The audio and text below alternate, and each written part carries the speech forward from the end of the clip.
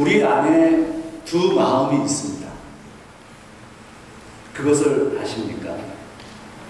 한 마음만 있으면 참 좋겠는데 우리의 마음이 그렇게 단순하지가 않고 선을 행하고 싶은 마음이 있는데 악을 행하고 있는 내 모습을 바라봅니다. 우리 안에는 이상하게 우리의 마음을 정리를 못하겠어요. 그래서 우리 안에는 선을 행하고 싶은 마음이 있고 그리고 악을 따라가는 내 모습을 보면서 우리는 괴로워합니다. 반대로 의도적으로요, 우리는 이런 마음도 품어요. 선이 무엇인지를 알아요. 내가 이것을 선택해야 된다는 것을 압니다. 그러나 의도적으로 그것을 선택하지 아니하고 악을 행하는 경우도 종종 있습니다. 여러분은 어떠세요? 초대교회의 그 유명한 신학자 어거스틴의 이야기를 좀 하면서 설교를 시작하려고 하는데요. 이 어거스틴은 우리 기독교 역사 가운데 초대교회에서 빼놓을 수 없는 위대한 하나님의 사람이었습니다. 이 4세기, 5세기를 살았던 이 어거스틴이 나중에 신학자가 되고 자신을 돌아보고 쓴 책이 Confession이라고 하는 고백록, 참회록이라고 하는 책입니다. 이 책에 어거스틴이 자신의 과거를 고백하는 내용이 나오는데 죄를 들여다보면서 자신의 과거의 죄를 고백합니다. 어거스틴은 친구들과 사춘기를 지나고 젊은 나이에 죄를 짓기 시작합니다. 음탕하고 향락적인 것은 뭐 말할 것도 없고요. 나중에 그런 부분도 이 고백록에 다 담겨져 있는데 그가 고백한 것 중에 한 가지 좀 소개하고 싶은데요.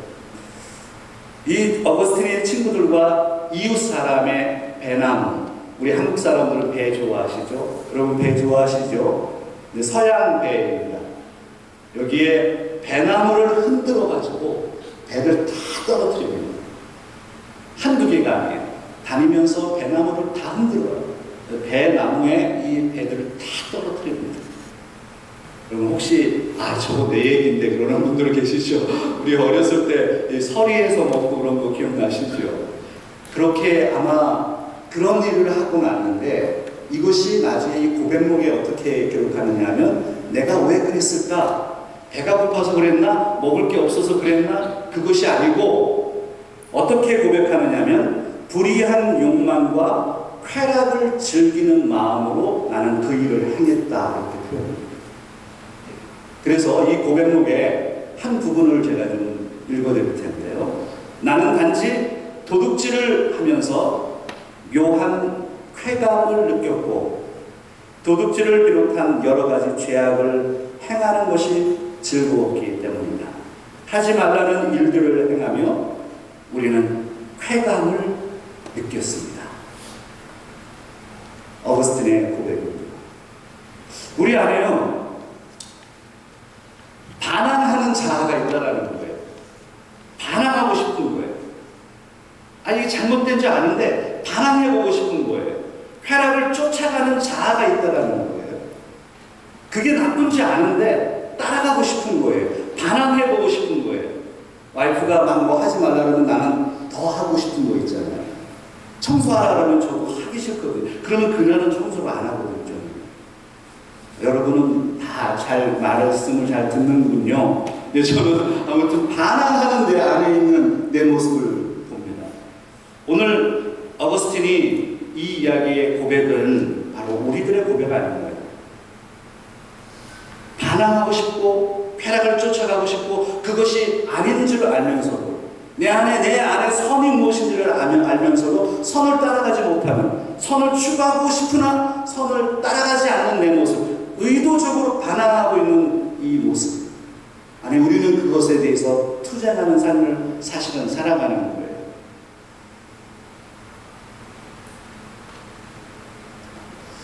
선을 행하고 싶지만 악을 행하고 있는 자신의 모습을 보면서 고뇌하는 사도 바울의 모습이 드디어 로마서, 그 유명한 로마서 7장에 등장합니다. 사도 바울은 지금 투쟁합니다. 괴로워합니다. 고뇌합니다.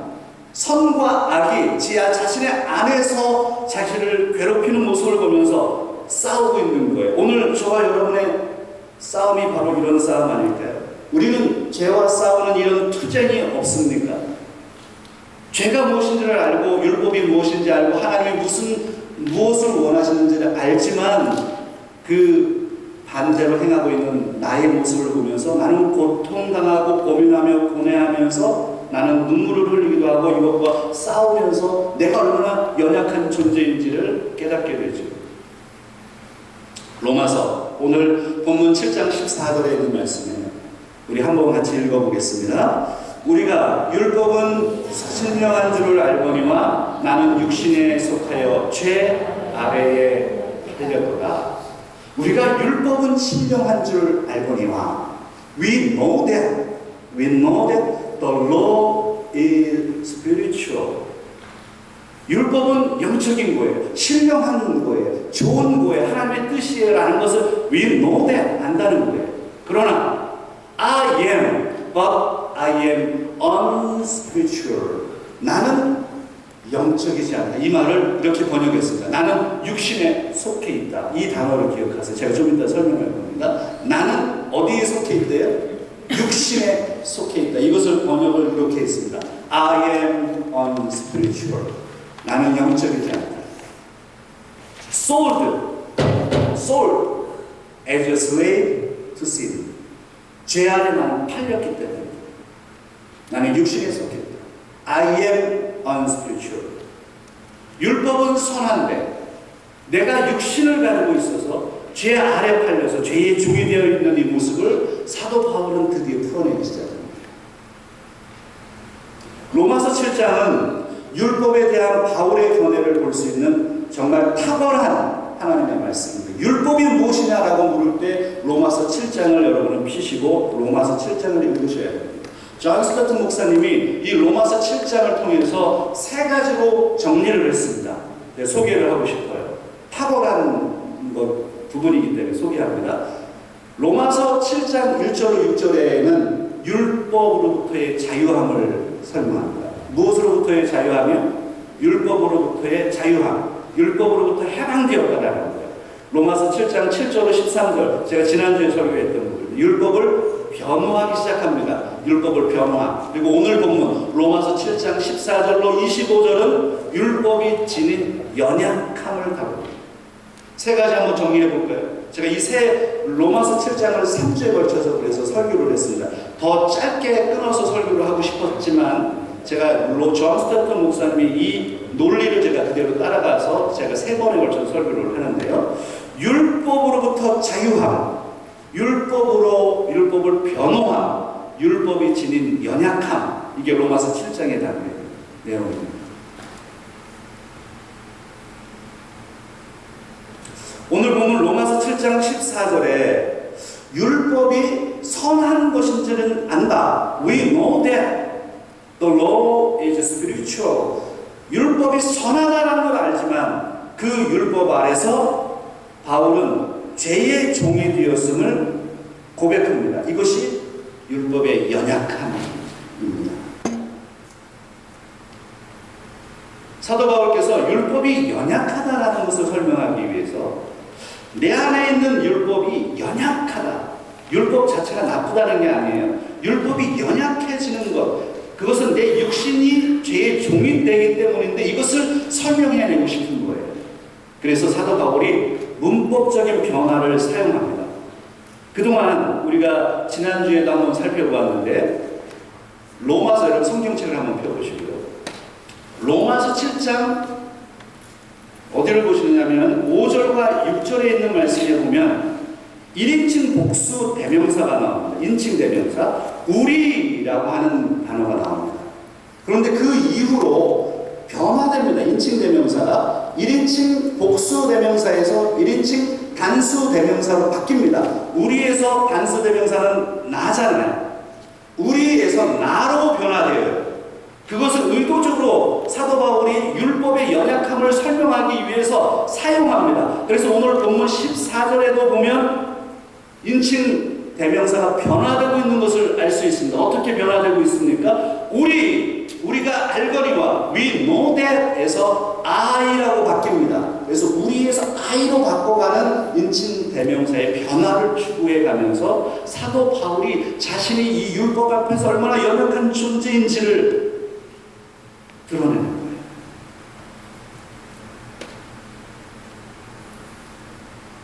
그리고 신약학자인 제임스 에드워즈라고 하는 이분은 저기에 화면에 보세요. 바울이 이 내적인 갈등을 보여주기 위해서 문법적인 변화를 사용하고 있는데 두 가지를 사용하고 있다는 거, 오늘 본문에서 1인칭 복수 대명사 우리에서 1인칭 단수 대명사 I, me, 나로 향하고 있고, 또 한 가지는 과거 시제에서 현재 시제로 변화되었다. 문법이 변화됐다라는 거예요. 그래서 어디를 잠깐 보시느냐 하면, 여러분 성경을 가지고 계시죠? 지난주에 우리 설교했던 로마서 7장 13절에 그런즉 선한 것이 내게 사망이 되었느냐라고 하는 이 시제는 과거 시제입니다. 그래서 영어 성경을 가지고 계신 분들은 한번 참고해 보세요. did로 묻습니다. Did that which is good become이 아니라 became that to me? 과거였어요. 그런데 14절로 넘어오면서 현재 시제로 다 바뀝니다. 특별히 제가 15절에 있는 이 부분을 설명해 드리고 싶은데요. 화면에 15절이 나올 거예요. 한번 15절을 보겠습니다. 같이 한번 읽겠습니다. 한국말로 먼저 읽어보시오. 내가 행하는 것을 내가 알지 못하노니 곧 내가 원하는 것은 행하지 아니하고 도리어 미워하는 것을 행함이라. 여기에 영어 성경, 번역 성경을 한번 보세요. 한번 같이 한번 읽어보겠습니다. I do not understand what I do, for what I want to do, I do not do, but what I hate, I do. 여기에 do가 몇 번이나 사용되나요? do, what I do, 내가 원하는 것, what I want to do, 내가 행하는 것, 내가 원하는 것, I do not do. 여러분 두가 너무 많네. I don't do. What I hate, 내가 미워하는 것, I do, 내가 했다. do. 의도적으로 사도 바울이 언어 유희를 사용합니다. 첫째, 하나님의 말씀을 증거하면서 바울 사도는 끊임없이 헬라어의 언어 유희를 사용합니다. 이것을 영어에서는 그나마 좀 표현이 되어 있습니다. 한국말을 보면 잘 몰라요. I do not understand. I did not understand가 아니라 I don't understand. What I do, what I did가 아니라 what I do. What I want to do, what I want to do. I did not did가 아니라 I don't do. What I hate, I did가 아니라 what I hate, I do. 무슨 이야기입니까? 지금 내가 하는 것을 알지 못해. 내가 원하는 것을 행하지 아니하는, 내가 행하지 아니하고 도리어 미워하는 것을 행하고 있는 자신의 현재의 모습을 보면서 지금 사도 바울은 괴로워합니다. 과거 시제에서 현재 시제로 다 바뀌어 있다는 걸 제가 지금 설명하는 거예요. 로마서 7장 14절부터 25절까지 의도적으로 현재 시제를 사용하면서 현재 갈등하고 있다. 율법이 나에게 공격을 당하고 있다. 율법이 연약해지고 있다. 내가 그렇게 죄 아래 있다라는 것을 설명합니다. 그리고 나라고 하는 정체성, 그리고 우리에서 나로 바뀌었다 그랬죠? 한번 오늘 본문을 한번 보시면요. 시간이 없어서 제가 이번에는 문제를 못 내드리겠지만 나중에 한번 읽어보세요. 7장 14절부터 25절까지 1인칭 단수 대명사 I라고 하는 단어가 몇 번 나오는지 한번 눈으로 한번 확인해 보세요. 25번이 등장합니다. 나는, 내게, 나는이라고 하는 개념이요 끊임없이 나옵니다. 내 속에, 내가, 나를, 내 자신이 14절부터 25절까지 나를, 내 속에, 내 속 사람. 그러면 이 학자들이 이렇게 질문하는 거예요. 그러면 이 I라고 하는, 나라고 하는 정체는 누구냐 도대체? 이게 학자들의 논쟁입니다. 어떤 학자들은 나는 아담을 얘기한다, 구약에. 어떤 학자들은 이 나는 구약의 이스라엘을 의미한다. 여기 나는 바울 자체를 의미한다. 바울의 체험이다. 이 나는 그리스도인들을 의미한다. 그러면 또 이 나는 그럼 중생한 이전의 사람이냐, 나는 중생한 이후의 사람이냐라는 것을 가지고 끊임없이 본문을 들여다보면서 해석하고 있습니다. 이게 왜 중요할까요? 그렇게 중요하기 때문이에요. 왜? 무엇 때문에 중요할까요? 바로 현재 그리스도인들이 회심한 이후에 저의 견해를 말씀드립니다. 현재 회심한 사람들이 겪는 바로 우리들의 경험, 우리들의 체험. 바울의 체험이면서 우리들의 체험. 우리는 구원받았어요. 구원받은 걸로 끝난 게 아니라 구원받은 사람들은 여전히 율법 아래서 갈등한다는 거예요. 갈등하고 투쟁한다는 거예요. 내 속에 하나님의 말씀을 따라가는 자아의 모습과 이것을 반대하고 반항하고 있는 나의 자아의 모습이 두 개가 싸우고 있는 거다. 이 과정이 성화의 과정이고 이 부분을 사도 바울이 설명하고 있는 것입니다. 자, 두 번째로 넘어가서요. 율법과 육신의 관계에 대한 이야기를 좀 하려고 합니다. 오늘 우리가 본문을 이해하려고 할 때 14절로 17절 그리고 18절로 20절에 있는 말씀이 이렇게 두 번으로 두 단락이 연속성을 가지고 있습니다. 그래서 14절부터 일단 17절에 있는 말씀을 먼저 한번 읽어보도록 할게요. 같이 읽겠습니다. 우리가 율법은 선한 신령한 줄 알거니와 나는 육신에 속하여 죄 아래 달렸도다. 내가 행하는 것을 내가 알지 못하노니 곧 내가 원하는 것을 행하지 아니하고 도리어 미워하는 것을 행함이라. 만일 내가 원하지 아니하는 그것을 행하면 내가 여기서 율법이 선한 것을 시인하노니 이제는 그것을 행하는 자가 내가 아니요 내 속에 거하는 죄니라. 이 로마서 7장 14절로 17절에 있는 말씀 가운데 여러분 흰색으로 칠해놓은 저 부분을 보세요. 단어를 보세요. 제가 무엇에다 칠해놨죠? 율법, 육신, 그리고 죄입니다. 이 부분을 다룹니다. 율법과 육신과 죄, 율법의 관계, 육신의 관계, 죄의 관계, 율법, 육신, 죄의 관계를 사도 바울은 여기서 다룹니다. 그래서 아까 로마서 7장 14절에 이 부분을 한번 잘 보세요 라고 했던 육신에 속하여 라고 하는 단어 있죠. I am unspiritual. 나는 육신에 속했다 라고 하는 이 헬라어 단어가 이렇게 되어 있습니다. 사르키노스. 한번 그 다음 화면 한번 보여주세요. 육신에 속하여, 육신에 속하여 라는 단어가 사르키노스라고 하는 헬라어 단어입니다. 사르스가 육체입니다. 사르스, 거기에 동사는 사르키노스, 육신에 속하여. I am unspiritual. 육신에 속했다. 사도 바울은 하나님을 만나서 회심했고 하나님의 말씀을 알고 하나님의 율법을 지키는 사람입니다. 그럼에도 불구하고 육신에 속했다. 육신을 가지고 있기 때문에 죄 안에 놓여져서 이 율법이 연약해진다는 것을 설명합니다.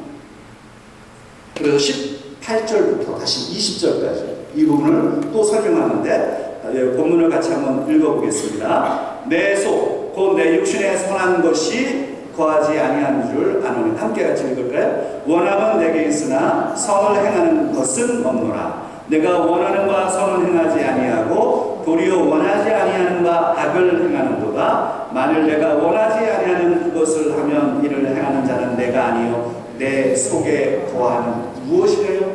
죄예요. 우리의 갈등은 율법으로부터 오는 게 아닙니다. 우리의 갈등은 죄로 오는 거예요. 죄 때문에 오는 거죠. 죄가 율법을 공격합니다. 율법을 깨뜨리기를 원합니다.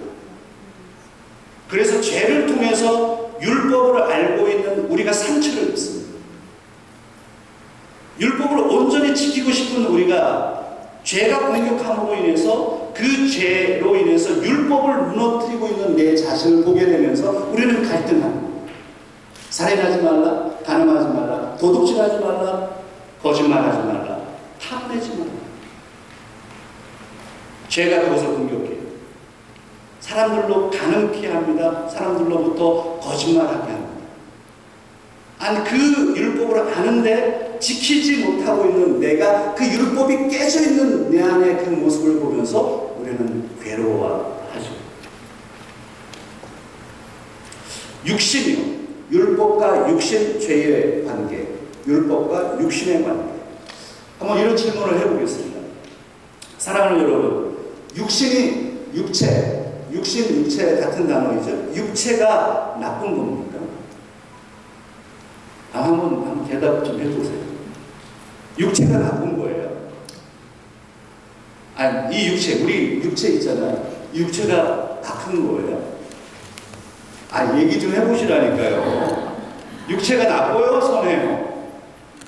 목사님 뭐라고 얘기할까? 머리 쓰지 마시고, 그럼 여러분의 생각을 한번 얘기해 보세요. 육체가 나빠요? 좋아요? 좋아요.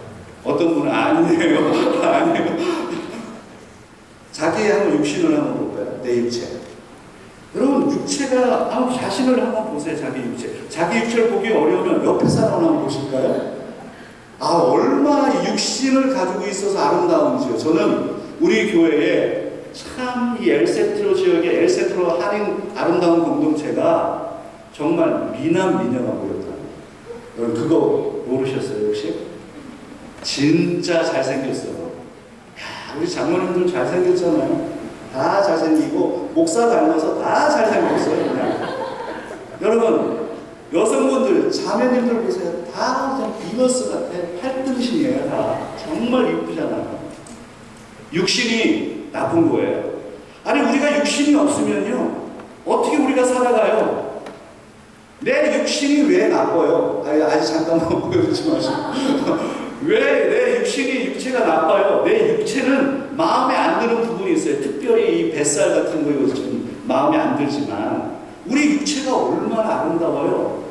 그리고 하나님께서 우리를 창조하실 때 흙으로 창세기에 아담을 창조할 때 흙으로 만드셨잖아요. 머리를 하나 만들고 머리를 2개, 3개 만들지 않으셨잖아요.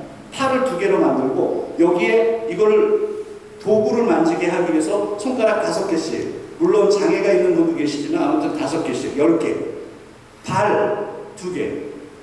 우리 육신이 키가 한 100, 제 키 정도 180 정도 돼야 돼요. 제가 180 조금 안 됩니다. 농담하는 거 아시죠? 아무튼 우리에게 적당한 키를 주시고 적당한 육체를 허락하시고 아름답게 빚어주신 이 육체가 왜 나쁜가요? 우리는 이 육체가 선합니다. 이 육체 없으면 우리는 죽습니다. 우리 육체가 죽는 순간 우리는 죽는 거예요. 그런데 사도 바울은 왜 여기서 이렇게 계속 끊임없이 얘기를 할까? 그래서요 그 이탈리아에 가면 육신을 좀 설명하는데 이탈리아에 가면 나중에 이탈리아 우리 한번 가시죠. 이탈리아에 가면 피렌체에 아카데미아 미술관이라는 아주 유명한 미술관이 있습니다. 다녀오신 분들도 계실 텐데 여기에 가면 그 미켈란젤로라고 하는 놀라운 조각가가 조각을 하나 해놨어요. 그게 르네상스가 되는 거예요. 신의 세계 중세시대에는 사람을 벌고 벗겨서 그리거나 조각을 하면 큰일 나는 겁니다. 그래서 예전에는 다 이 옷을 가리고 있었잖아요. 그런데 르네상스가 되면서 사람의 몸을 그리기 시작했어요. 아예 하체를 다 드러냈습니다. 그래서 다음 화면에 보시면 이게 미켈란젤로가 만든 조각상이 5m가 넘는, 밑에는 너무 나체가 되어 있어서 제가 잘라놓는 겁니다. 그래서 나중에 보고 싶은 분은 다비드상이에요. 다비드상 치면은 다 전체를 볼 수가 있습니다. 얼마나 아름다운지 몰라요. 사람들이 이 다비드상을 보려고 이탈리아에 가는 거예요. 육체의 아름다움. 저게 다윗의 상입니다. 다윗의 젊었을 때는 저럴 것이다.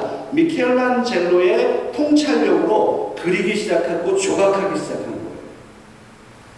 정말 아름답죠, 육체. 육체가 왜 악합니까?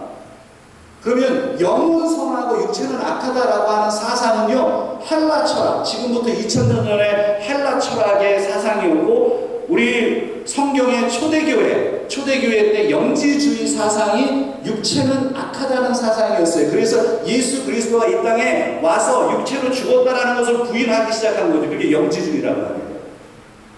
육체가 왜 악해요?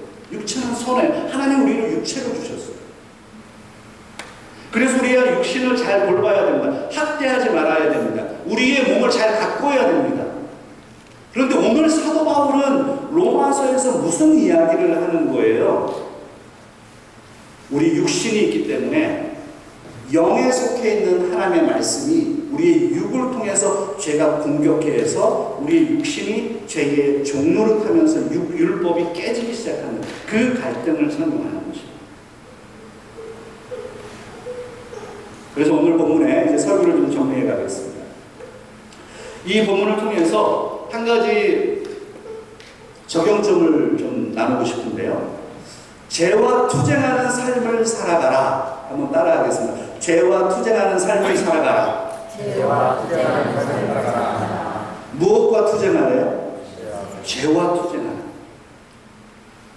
성도들끼리 파이트하지 말라는 거예요. 우리는 무엇과? 죄와 투쟁해요. 그래서 이 파이트라고 하는 단어를 지금부터 잘 들으세요. Live a life that fights against sin. 우리는 죄와 투쟁하는 삶을 살아가는 거예요. 그리스도인들은 누구와 투쟁하느냐, 무엇과 투쟁하느냐, 어떤 이념과 투쟁하느냐, 그게 아니고 우리는 죄와 투쟁하는 삶을 우리의 삶에서 살아가야 합니다. 그래서 오늘 로마서 7장 21절로 25절의 그 유명한, 정말 로마서에서 가장 유명한 말씀 가운데 하나죠. 로마서 7장 21절로 25절에 여기서 제 흰 걸로 마크해 놓은 것들을 보시면서 같이 한번 읽어보겠습니다. 그러므로 내가 한 법을 깨달았노니 곧 선을 행하기 원하는 나에게 악이 함께 있는 것이로다. 내 속사람으로는 하나님의 법을 즐거워하되 내 지체 속에서 한 다른 법이 내 마음의 법과 싸워 내 지체 속에 있는 죄와 죄의 법으로 나를 사로잡는 것을 보는 거다. 오라 나는 공고한 사람이로다. 이 사망의 몸에서 누가 나를 건져내랴. 우리 주 예수 그리스도로 말미암아 하나님께 감사하리로다. 그런즉 내 자신이 마음으로는 하나님의 법을, 육신으로는 죄의 법을 섬기노라. 아멘.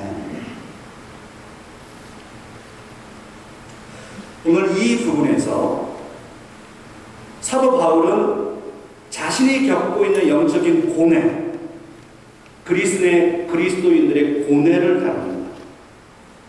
그리스도인들이 겪고 있는 모순, 그리스도인들이 겪고 있는 갈등을 드러냅니다. 조금 더 신학적으로 표현하면 율법을 지킬 수 없는 무능력을 설명합니다. 우리는 율법이, 하나님이 율법을 주어서 율법이 주어진 걸 알지만 우리가 율법을 지켜낼 수 없는 인간의 무능함, 이 부분을 설명합니다. 우리는 이곳에서 인간의 이중성을 발견합니다. 선을 행하고 싶은 나, 그러나 악을 행하고 있는 나를 발견합니다. 로마서 7장 21절에 그러므로 내가 한 법을 깨달았노니 곧 선을 행하기 원하는 나에게 악이 함께 있는 것이로다. 인간의 이 이중성, 율법 아래에 있는 자들의 이 이중적인 실상을 사도 바울은 이렇게 네 가지로 설명합니다. 두 개의 자아, 두 개의 법, 두 개의 부르짖음, 두 개의 종로. 선을 행하길 원하는 나, 악이 함께 있는 나, 하나님의 법, 죄의 법, 부르짖는 나, 확신과 감사의 부르짖음. 내 마음은 하나님의 법을 쫓아가고 내 육신은 죄의 법을 쫓아가고 있는 두 개의 종로, 두 개의 자아, 두 개의 법, 두 개의 부르짖음, 두 개의 종로. 이 부분이 로마서 7장 21절로 25절에 나와 있습니다. 그러면서 사도 바울은 오호라 나는 공고한 사람이다. 이 사망의 몸에서 누가 나를 건져내랴. 자신의 영적인 투쟁, 싸우고 있는 자신의 모습, 고뇌하고 있는 자신의 모습, 이것이 그리스도인의 길이고 그리스도인들이 걸어가는 길이고 이 싸움을 우리가 해야 된다라고 하는 것을 설명해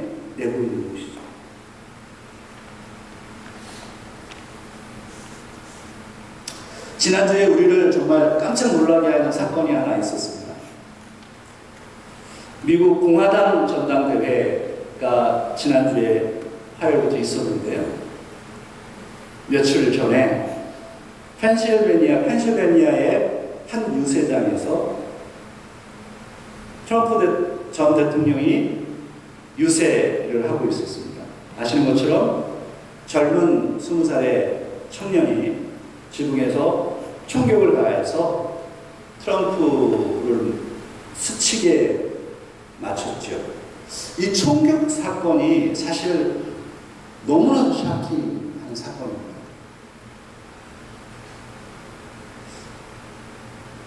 어떤 단체에 의해서 이런 사건이 일어난 것도 아니고 미국에서 이런 사건이 일어났다는 게 충격적이고, 그리고 한 젊은 청년이 총을 쐈다라는 것도 충격적이고, 이것은 미국에 사는 우리에게 충격을 줬을 뿐만 아니라 전 세계에 있는 사람들이 충격을 받았습니다.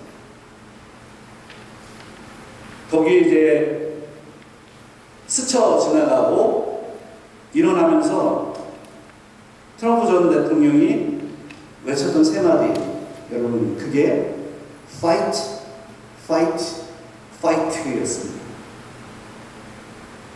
전사처럼 일어나서 지금 이 사건을 이후에 지금 11월에 미국에 대선이 있습니다만, 대선 전에 공화당이 지금 전당대회를 마쳤고 높은 고지를 차지한 것처럼 보여집니다. 민주당은 이 사건으로 굉장히 치명타를 입었습니다. 그런데 끝까지 가봐야 하지 않겠죠. 제가 지금 무슨 이야기를 하려고 하느냐면, 저는 여전히 미국이 위험한 나라라는 것을 얘기하고 싶습니다. 단순히 총의 문제가 아닙니다.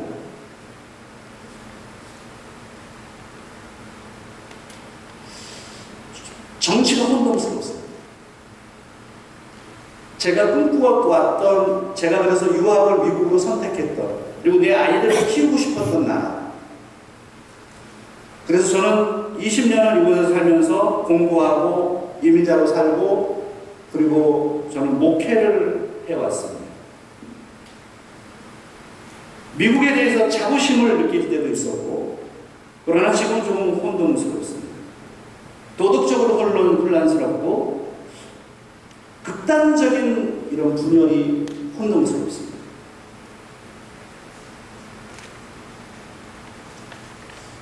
여러분, 지도자들을 위해서 기도해 주셔야 돼요. 제가 지금 공화당, 민주당, 제가 지금 어느 편을 들고 좀 얘기하는 게 아니에요. 지금 지도자를 위해서 기도해 주십시오. 미국을 위해서 기도해 주십시오. 우리의 조국 한국을 위해서 기도해 주십시오. 우리는 2024년을 살고 있는데 도대체 정치인들은 무엇을 위해 싸우는 걸까요? 그들이 외쳤던 파이팅이라고 하는 것은 도대체 무엇일까요? 공화당은 민주당을 향해서, 민주당은 공화당을 향해서 싸우는 것을 의미하는 거예요. 정치인들은 무엇을 향해서 싸우는 것입니까? 우리는 누구를 위해서 싸워야 되나요? 우리 그리스도인들은 무엇을 향해서 싸워야 됩니까? 우리의 투쟁은 도대체 무엇입니까? 우리 그리스도인들의 투쟁은 도대체 무엇입니까? 우리 그리스도인의 투쟁은 죄와의 투쟁이라는 것을 명심하십시오. 우리는 죄와 싸우는 것입니다. 우리 그리스도인들은 다른 어느 사람들도 이 부분을 이야기하지 않지요. 죄와 싸우라고. 우리는 죄와 싸우는 겁니다. 죄와 싸워야 합니다. 오호라, 나는 공고한 사람이다. 이 사망의 몸에서 누가 나를 건져내랴. 그런데 로마서 7장 오호라의 이 탄식이 사도 바울이 로마서 7장 25절에 이렇게 결론을 맺고 7장을 마무리하죠. 그 다음 장면을 보여주세요. 로마서 7장 25절 상반절에 같이 한번 읽겠습니다. 우리 주 예수 그리스도로 말미암아 하나님께 감사하리로다. 오호라의 탄식이 오호라의 환희로 바뀝니다. 예수 그리스도 안에서 예수 그리스도로 말미암아 나는 하나님께 감사하는 하나님의 사람이 되었습니다. 나는 그렇게 감사하며 하나님을 찬양하며 죄와 싸우며 승리의 삶을 살아가겠습니다. 오호라의 탄식은 오호라의 승리와 환희로 바뀝니다. 오늘 사랑하는 우리 엘센트로 성도 여러분, 한 주간의 삶 속에서 많이 힘드셨죠. 직장도 어려우시고 미래가 불확실하기도 하고 이 뜨거운 엘센트로 지역에서 살아가면서 투쟁하시고 외로운 이 이민 생활 속에서 우리는 어떻게 살아가야 될까? 우리는 예수 그리스도 안에 있습니다. 기도하겠습니다.